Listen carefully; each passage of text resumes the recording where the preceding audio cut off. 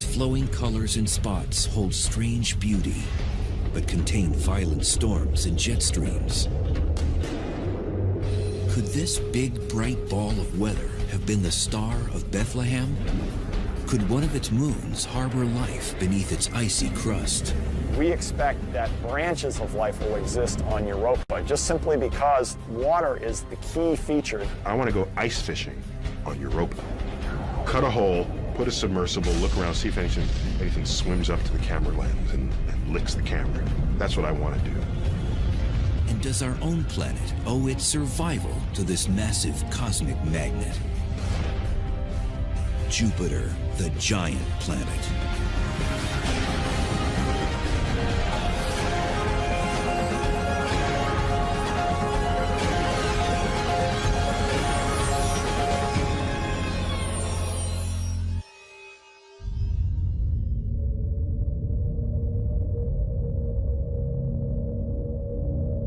Jupiter is 500 million miles from the Sun, a giant sphere of intrigue. This churning ball of gas may look like an artist's rendering, but it's the real thing. Jupiter has the most exotic weather patterns we've ever seen in the solar system.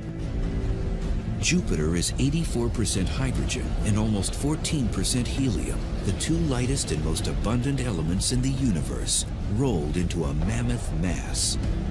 This thing is 11 times the diameter of Earth, and you could take 1,000 Earths and stuff them inside Jupiter comfortably. Jupiter really is the lord of the solar system. You know, about 70% of the mass in all the planets is in Jupiter.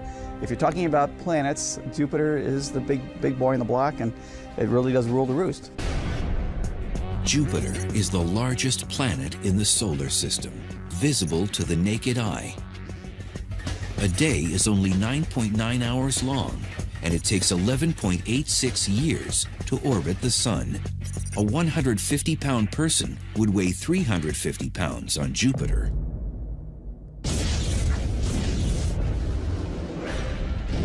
There are thunderclouds made of ammonia, sulfur, and water. Exploring Jupiter would be NASA's most daring mission to date. It's a hostile place with temperature extremes from frigid to fiery. Its electromagnetic radiation is intense. It could kill a traveler to the planet in an instant. We would need heavy lead protection, and that's very difficult to lift off the ground. So we have some difficult engineering challenges to actually bring human beings to the planet Jupiter. A landing on Jupiter is not going to happen. Jupiter itself is a very gassy planet. It's made of gas, so you would not have a solid surface on which to land and walk around. You would just keep descending through the clouds and then be eventually crushed by the pressure of Jupiter's atmosphere that make a human trip to Jupiter quite a challenge. But what if we could go there? Dr. Andrew Ingersoll is an authority on the planet. He takes us for a ride. You need a special kind of balloon because Jupiter's atmosphere is hydrogen. Hydrogen is the lightest gas. A helium balloon would sink. So the only thing that'll float in a cold hydrogen atmosphere is hot hydrogen. And so you need a hot air hydrogen balloon. For the past 10 years, NASA has been developing ultra-long duration balloons for robotic exploration. And as we all know, heating hydrogen is a tricky thing.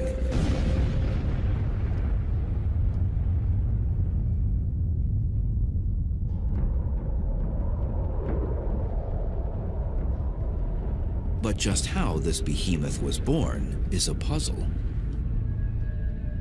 The formation of Jupiter is the greatest mystery associated with the planet. Some believe Jupiter may have been a failed star. Like the Sun, it had the right ingredients, hydrogen and helium, but not enough mass to create the internal pressure and temperature necessary to have nuclear fusion. So it became a planet instead. The thought is that there was this cloud in the galaxy that had the same composition as the sun.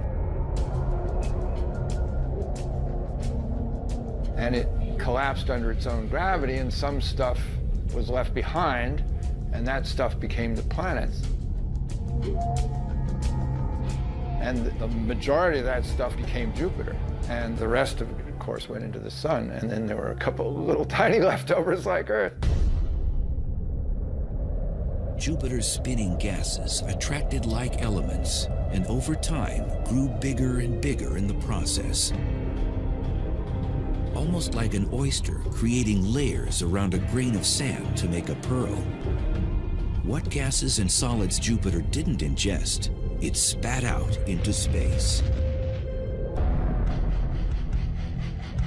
So Jupiter is like your big brother in the schoolyard, protecting you from bullies that might wreak havoc on your existence.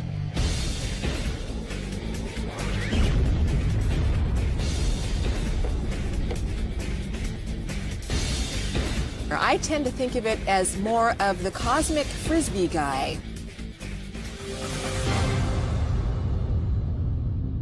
It's grabbing things out of space, and it's also tossing them back out. It ends up keeping those objects from the inner solar system where Earth and Mars and Venus are. By cleaning some of the debris up, kicking some of it out, shooting some of it into the sun, where it'd be lost forever, Jupiter cleaned out a path that the other planets could exist in some sort of peace. So dominant is this frisbee phenomenon, Earth may owe its very existence to Jupiter. It influences the courses of comets and even some meteors and asteroids, so that over the eons, the fact that Jupiter is there helps dictate what happens in the inner solar system. So really, the presence of Jupiter may be one reason why we have life on Earth and habitability and be able to have the Earth a nice environment instead of getting pummeled by so many comets. There is no greater proof of Jupiter's power play than what happened during a 7-day period in July of 1994. A comet called 𝗍𝗵-Levy 9 barreled toward Jupiter. Once under Jupiter's influence, there was no going back. A missile was on a crash course with a ball of gas. Jupiter's gravitational pull was so great that it broke the comet into small pieces that came in one at a time. These pieces assaulted the planet at a speed of 37 miles per second. When you have a missile going at supersonic speeds, you get a shock. You can see sort of clouds of material being jetted up from beneath where it landed. One of the fireballs generated by the collision with Jupiter's atmosphere flared 1,800 miles into space.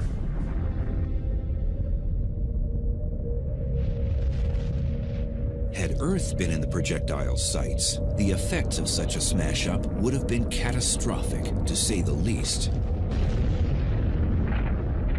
Similar to the event that wiped out the dinosaurs. The energies that were released in those fragments hitting was larger than, on the order of 10 or 20 times more powerful than the entire world arsenal of bombs. Take Jupiter out of the picture, bring this giant comet into the inner solar system. Where would it have gone? We have no idea. Might have crashed into Earth. If that comet had crashed into Earth, things would be a lot different around here.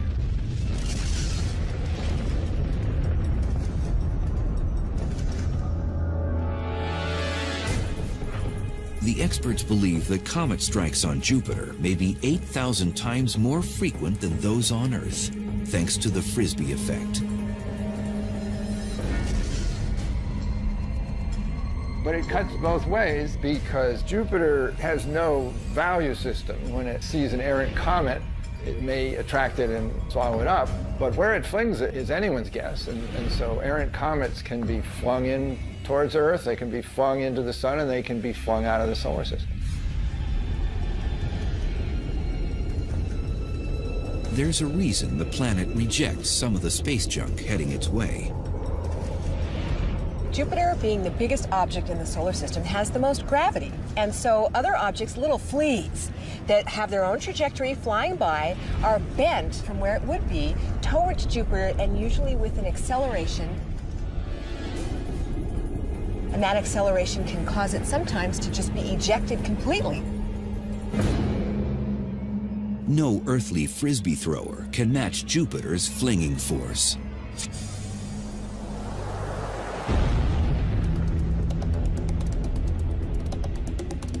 It is much faster than any bullet ever known. It rejects things at a rate of 30 miles per second.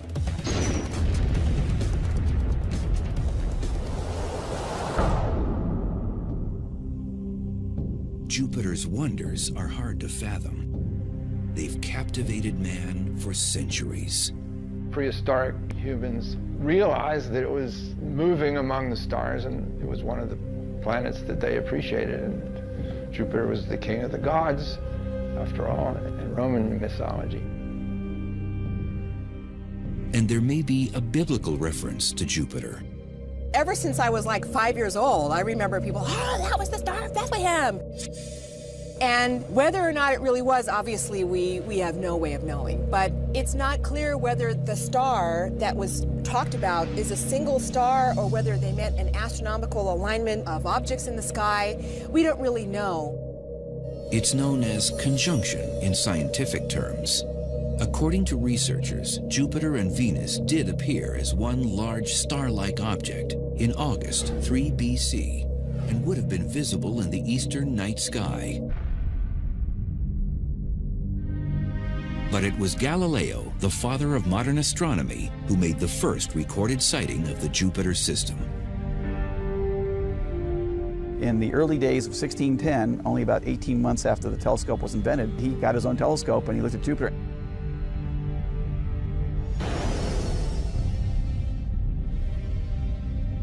In 1665, Jupiter's most fascinating feature was discovered. Its giant red eye was actually the eye of an enormous storm, unlike any experienced on Earth. This one has raged for at least 300 years.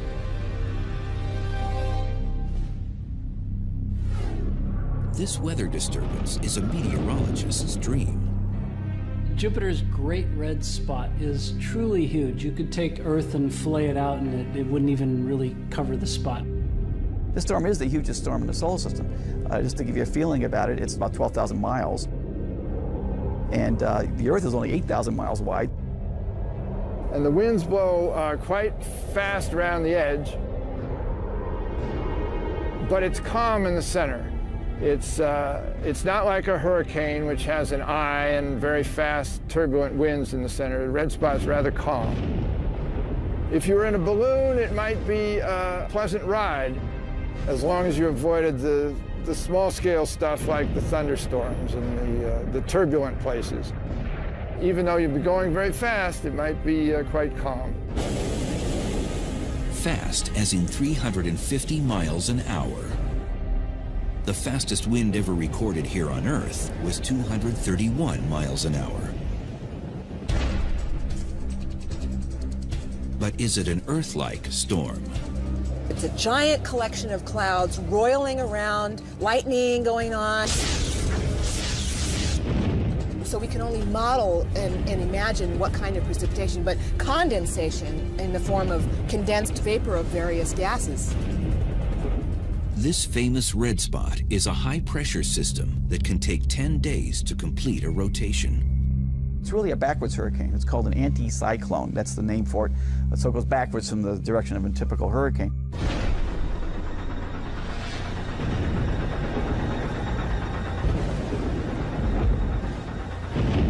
That's not the only curious thing.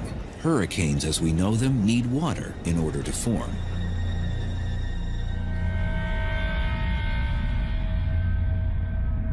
there's no water engine in the red spot. This never-ending weather system is feeding on something else. But what?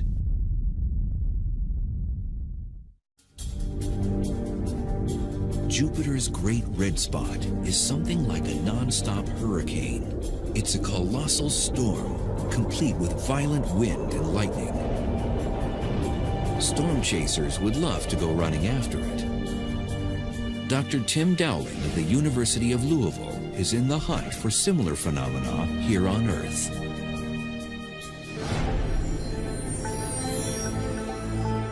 The red spot is, think of it as a huge extra lens or egg shape of mass. It's just an enormous thing. It sort of quiets down the fluid. It presses it down into the hotter interior so you don't get thunderstorms.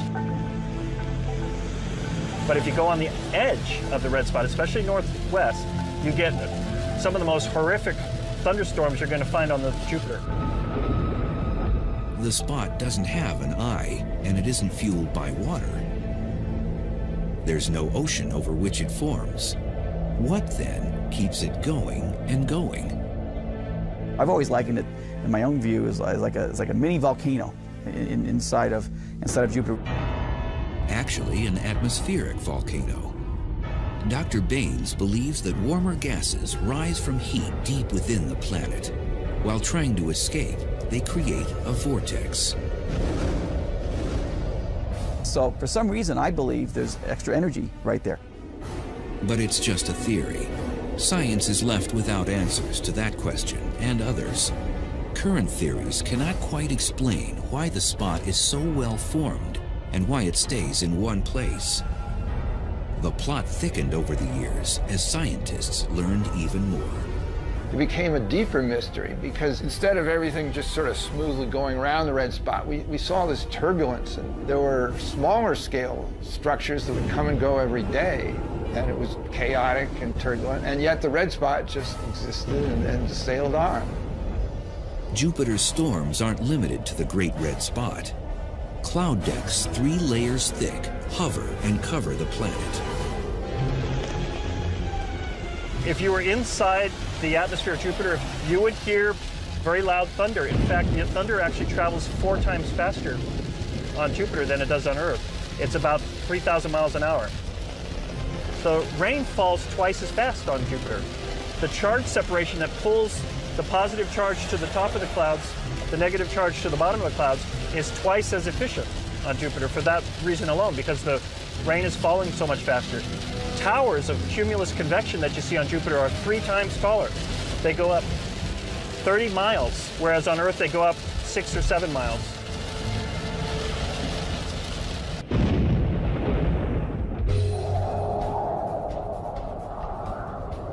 It would be impossible to survive within the Great Red Spot with its 350-mile-an-hour winds. By comparison, Hurricane Wilma, which had the highest recorded winds of any earthly storm, slammed into the Yucatan Peninsula in 2005 with barely a breath. 175-mile-an-hour blasts. Our weather is simple. Jupiter's is complex. Now on Jupiter, you just basically have one storm system sort of stacked on another, with lots and lots of room. Basically, these are the storms in their natural state. These storms move relentlessly within Jupiter's other distinct feature, streams of fierce jets that continually circle the planet. Scientists are only beginning to understand what they are and where they come from. There's a massive eastward flow of material, and that means material's flowing more than 1.5 football fields per second. That's really moving. You don't want to be in that. 29 other belts and zones of varying widths extend outward from there. They are what give Jupiter its characteristic appearance. They move in alternating directions, some eastward, some westward. They're much smaller scale, the high latitude jets, than the equatorial one. As far as in comparison to Earth, these are massive super fast, high-speed winds, and yet they're just going back and forth. The planet's rotation rate has something to do with it. Jupiter generates a lot of energy because it really moves. So the very nature of the spinning causes Jupiter to not just have one jet stream, but many jet streams going in opposite directions along the planet. And so you can see these zones. So what you have is an exaggerated version of Earth's basic weather pattern. The spectacular swirls are created in surface clouds where the zones meet. It's believed that the energy ultimately powering this belt phenomenon comes from intense heat deep within. It's not unlike something we see every day. Boil a pot of water on the stove, it'll start bubbling, and bubbles come up from the bottom and try to get out, trying to circulate that water, that currents around. So it's the same thing inside Jupiter. We have gases and liquids down there that are trying to get the heat out. There are basic questions, basic pieces of physics to go after, to explain. Massive jets. Shouldn't we be able to explain that? Earth has just one primary jet stream. It moves eastward, and another major flow that blows westward, the trade winds. Triple that power, and you've got the jet streams of Jupiter. Totally different from Earth. And yet, I should be careful. Not totally different from Earth, just Earth on steroids.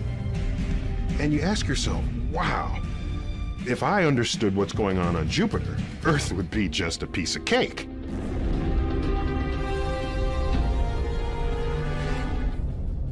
Jupiter's mysteries aren't limited to the planet itself. Some of its most intriguing elements are circling around it.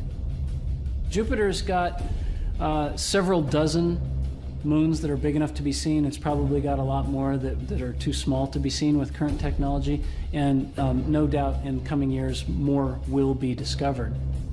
Some of the moons are almost the size of some planets. So really Jupiter is its own little solar system.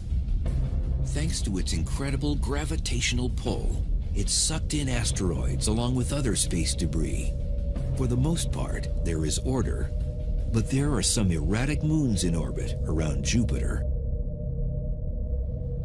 It's managed chaos. You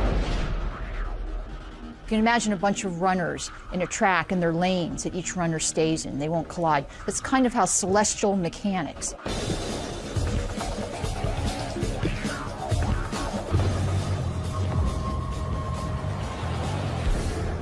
Each moon holds its own fascination. 4 of Jupiter's prominent moons were discovered by Galileo. He first observed that they revolved around the planet. They are named for Jupiter, the god's lovers.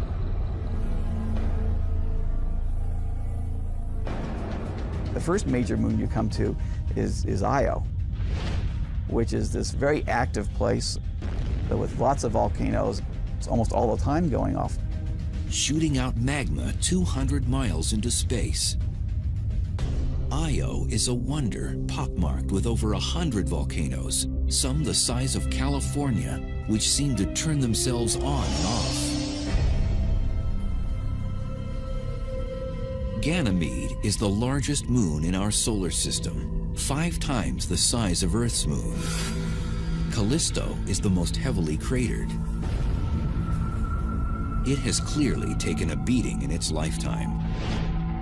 Then there's Europa, the ice queen to Jupiter's king. No one knows its makeup for sure. It looks like a cracked egg. It really looks like the whole thing had liquid water on it at some time. It froze and it cracked. And we believe that these patterns are due to tidal forces that crack it. As alien as Europa seems, it is smooth and glassy in some spots, hilly in others. In fact, it is remarkably similar to one of Earth's frozen wonderlands. There is a lake in Antarctica called Lake Vostok that scientists think is an analogy to what we see in Europa. Antarctica has a huge thick ice crust, and underneath there is this liquid lake, and we think that this may be very similar to the water ice underneath the surface that we see on Europa. You go down through that crust, go through the ice enough, you'll get liquid water. And we are very convinced that there's liquid water down there. It's the only place that we know of besides the Earth which has liquid water in large bodies that have been there, we believe, for more than 1 million to 2 million years.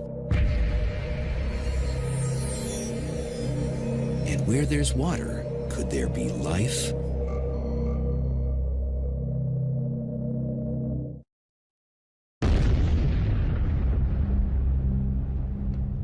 Jupiter's moon Europa is bursting with secrets.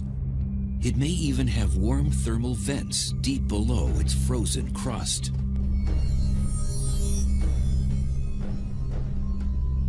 In fact, an immense ocean, bigger than the Pacific Ocean, worth of liquid water down there that's just sitting there for things to happen to.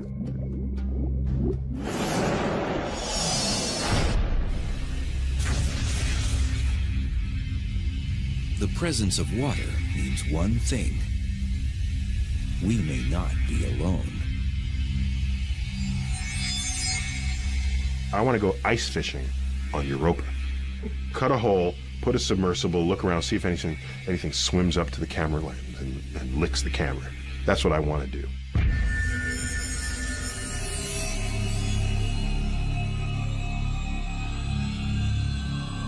One scientist is planning just such a fishing trip.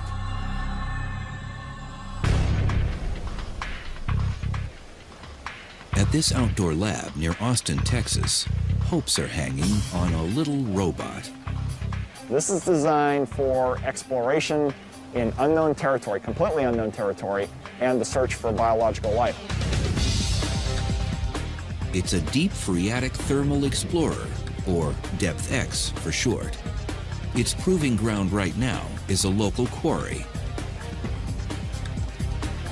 And there are big plans for its future. If everything went according to plan, you would launch around 2016. It would be at Europa by 2018, and by 2019, for certain, we know whether there's life off Earth. That's the game. 𝗵𝗍𝗄 is the brainchild of engineer Bill Stone. He and a team of scientists have staked their reputations on it.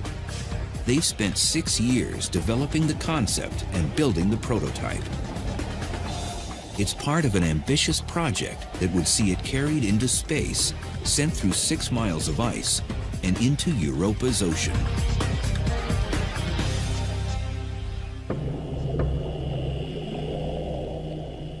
To divide it down into all the various vehicles, you have a parent vehicle which takes you to orbit around the moon Europa.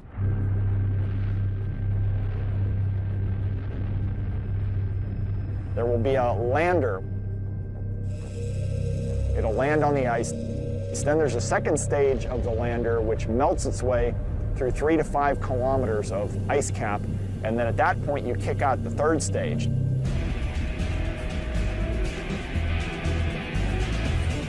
We need a fast-moving device that would be sort of torpedo-shaped, most likely nuclear-propelled, and that would drive for thousands of kilometers around the central ocean of Europa.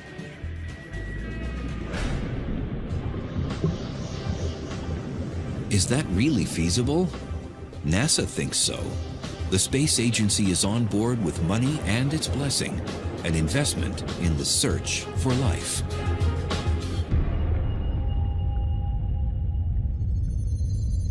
If life exists on Jupiter's moon Europa, could it walk, talk, or fly? It would be little viruses or, maybe at best bacteria. We would expect only to see primitive life forms, but they might be similar to things that we see on the Earth. We just don't know. Scientists are encouraged by the discovery of strange and hardy life forms found in the most inhospitable places on Earth.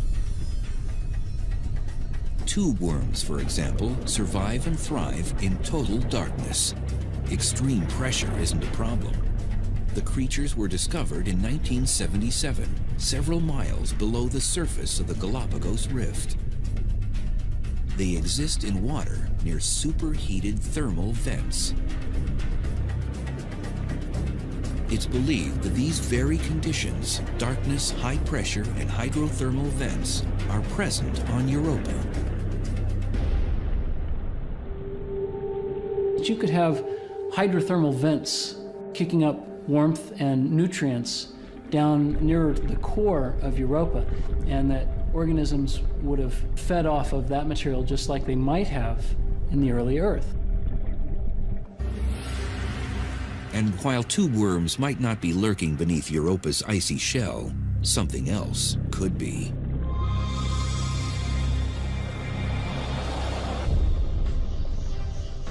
Its microbial life is the bulk of life on Earth.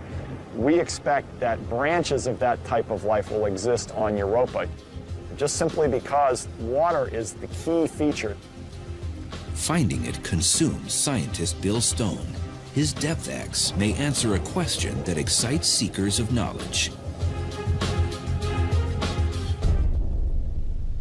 Can we have the robot behavior look for signs of life and then try to collect a sample based on what it's sensing?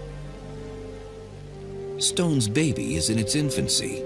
At the same time, it is futuristic and advanced. It's a high-tech toy like no other that might show our world what another is all about.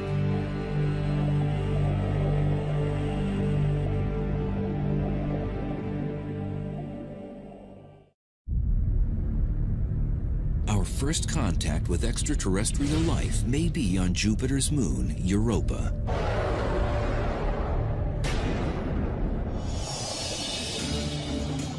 The 𝗵𝗍𝗃 robot, or more accurately, Hydrobot, is being designed to ultimately think, move, and explore without help from man.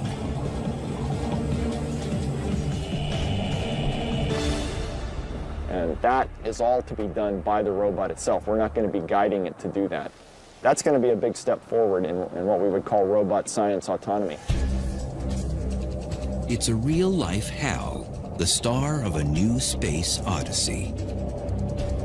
Where it's literally hit a button and let it dive below the surface, and we won't see it again until it tells us what's down there. 𝗵𝗍𝗃 will be able to extract and analyze samples on its own as it navigates the ocean. This little tube you see down here will pull in water samples and store them in 1-liter bags. We have 5 of them on board. But before it does that, it actually powers through a series of micro pumps over here on the left and brings it into an onboard microscope. And that microscope will take images of what's in the water down to about 5 microns. So we can see most of the typical types of microbial life from 5 to 200 microns on screen. The robot will use that to discriminate, to determine if there's life, and then grab a sample. 𝗵𝗍𝗃 and its systems must be made smaller to work in space.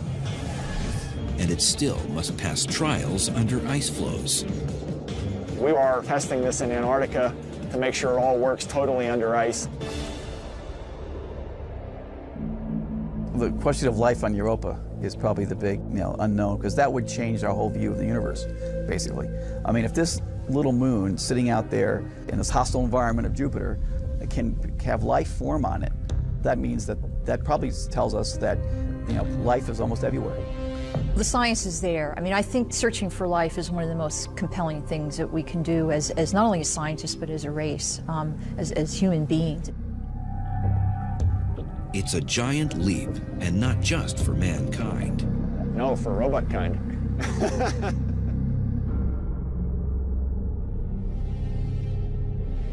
Of all Jupiter's imposing features, none is more impressive than the one you cannot see.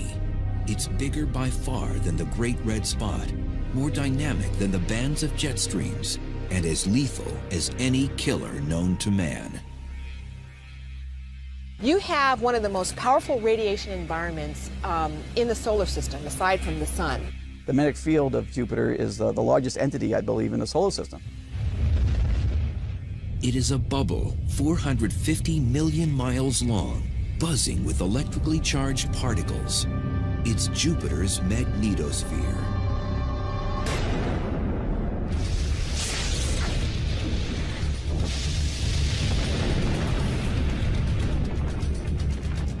The sun's sitting here putting out the solar wind. And the solar wind is charged particles of protons and electrons. These particles flow along at 1 million miles an hour. And Jupiter basically captures these protons, electrons, all these charged particles like electrical currents, and it has it then in space circling around Jupiter.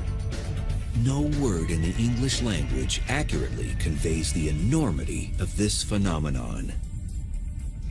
The magnetosphere of Jupiter is the biggest object in the solar system. It's a lot bigger than the sun.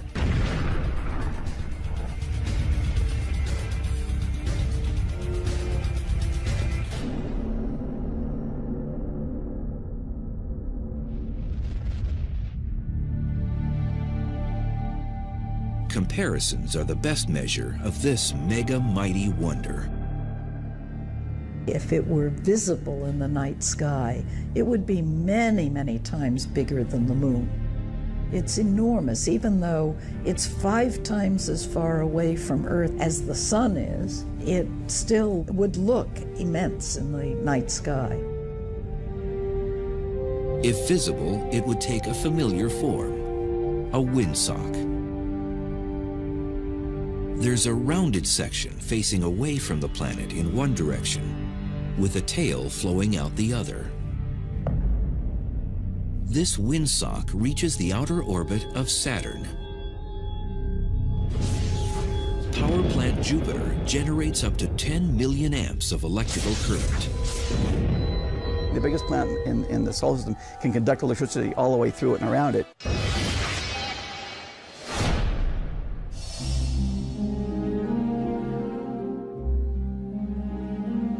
This conductivity creates a phenomenon we can see when the excited charged particles escape.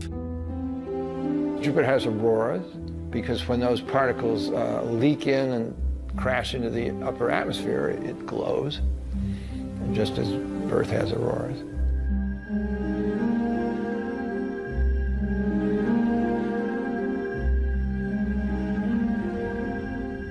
These ghostly auroras are 1,000 times more powerful than Earth's northern and southern lights. They measure up to 1,200 miles across. If you could stand under them, they'd fill the entire sky, moving at lightning speed, 10,000 miles an hour. Jupiter's magnetic field is a monster, and it roars. In fact, it's speaking to us right now.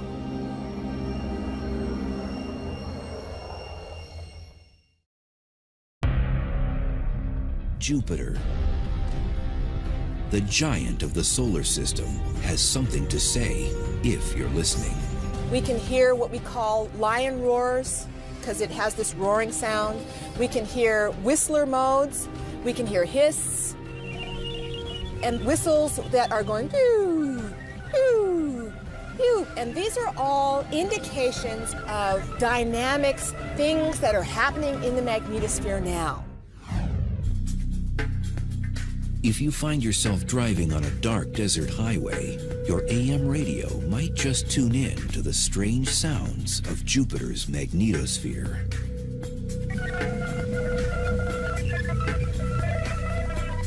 The bursts are as short as a few seconds and as long as a couple of minutes. They come and go every hour or two. Most of it sounds like static, but every once in a while you pick up something that sounds like a rising tone or a falling tone.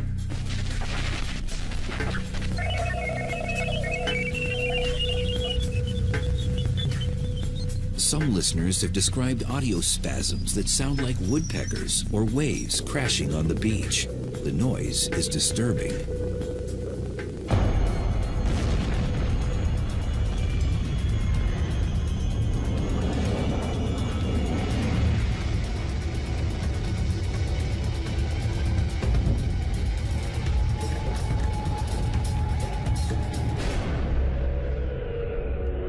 But just why the planet was talking remained a mystery until Voyager 2 passed through the outer magnetosphere in 1979. Nobody really understood for a long time how those signals were generated. So that was one of the things that was on my mind when I got interested in Jupiter. What in the world was going on with these radio emissions?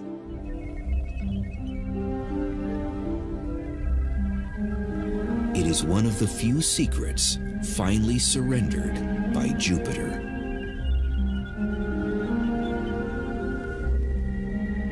And that answered some questions, but it raised new ones. And I think that's the way it should be.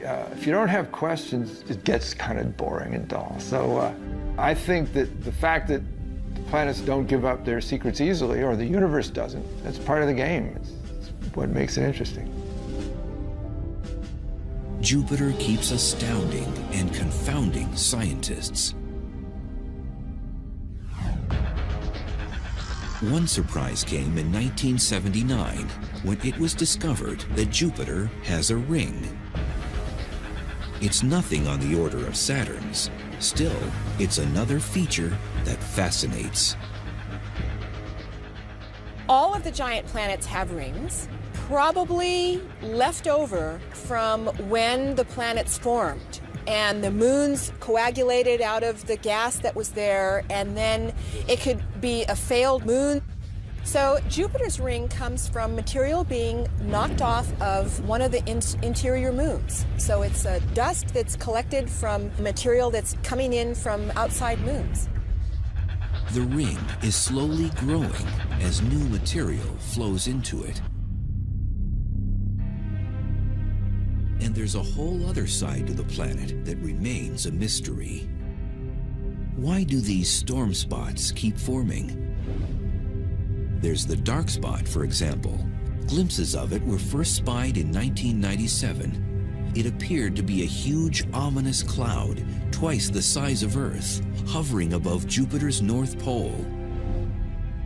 There's a host of other spots, too.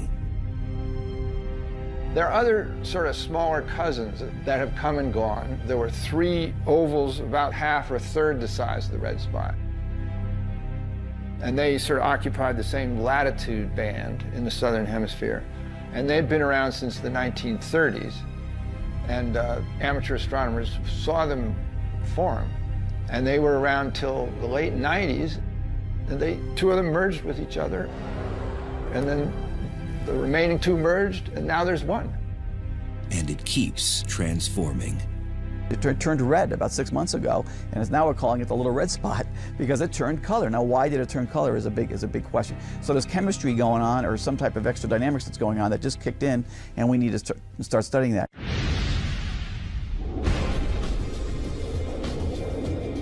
Jupiter is a hostile and restless planet. Its giant gaseous body and violent storms make it one of the most alien environments in the solar system.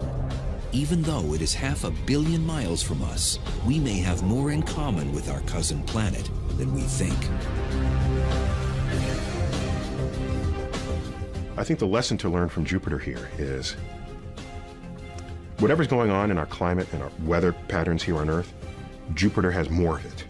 But Earth is not an island. And there are better examples of what's going on Earth than even Earth itself.